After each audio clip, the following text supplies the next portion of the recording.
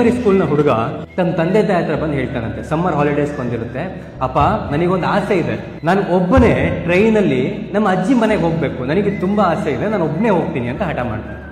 ಅಮ್ಮ ಬಿಡೋದಿಲ್ಲ, ಬೇಡ ಬೇಡ ನಿನ್ಗೆ ಒಬ್ಬನಿಗೆ ಕಳ್ಸುತ್ತೆ, ನನಗೆ ಧೈರ್ಯ ಇಲ್ಲ ಅಂತ ತುಂಬಾ ಹಠ ಮಾಡ್ತಾನೆ. ಅವಾಗ ಅವ್ರ ಅಪ್ಪ ಹೇಳ್ತಾರಂತೆ, ಸರಿ ನೀನು ಒಬ್ಬನೇ ಹೋಗಂತೆ ಅಂತ ಹೇಳಿ ಅವನಿಗೆ ಟಿಕೆಟ್ ಎಲ್ಲ ಕೊಟ್ಟು ಟ್ರೈನ್ ಹತ್ತಿಸ್ಬಿಟ್ಟು ನೀನು ಟ್ರೈನಲ್ಲಿ ಕುತ್ಕೋ, ಹೋಗ್ತಿರು, ಇನ್ ಕೇಸ್ ನಿನಗೆ ಎಲ್ಲಾದ್ರೂ ಮಧ್ಯೆ ಭಯ ಆದರೆ ಅವಾಗ ಈ ಚೀಟಿನ ತೆಗೆದು ನೋಡು ಅಂತ ಅವ್ನ ಜೇಬಲ್ಲಿ ಒಂದು ಲೆಟರ್ನ ಹಾಕ್ತಾರೆ.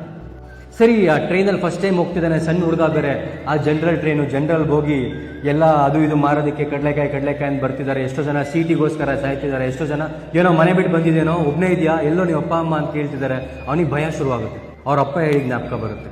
ಸೊ ಜೇಬಲ್ಲಿ ಇರುವಂಥ ಚೀಟಿನ ತೆಗೆದು ನೋಡ್ತಾನಂತೆ, ಅವ್ರ ಅಪ್ಪ ಅದರಲ್ಲಿ ಬರ್ದಿರ್ತಾರೆ, ಏನು ಭಯ ಪಡಬೇಡ ಮಗು, ಹಿಂದಿನ ಬೋಗಿನಲ್ಲಿ ನಾನು ಹತ್ತಿದ್ದೀನಿ ಅಂತ.